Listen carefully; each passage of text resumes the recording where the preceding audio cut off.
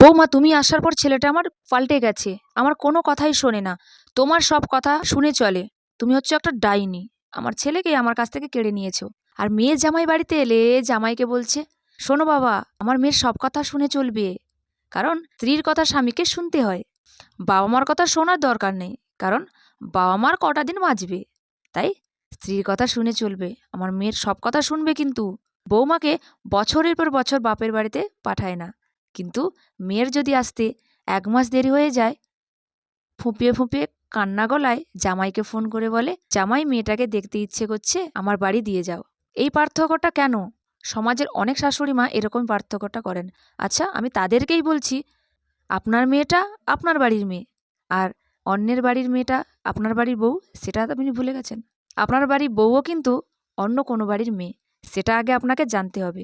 মেয়ে আর বৌমাকে একই চোখে দেখুন না, সমস্যা কোথায়? এই আপনাদের দৃষ্টিভঙ্গির জন্য প্রতিটা সংসারে শাশুড়ি মা আর বৌমার মধ্যে অনেকটা পার্থক্য তুলনা হয়।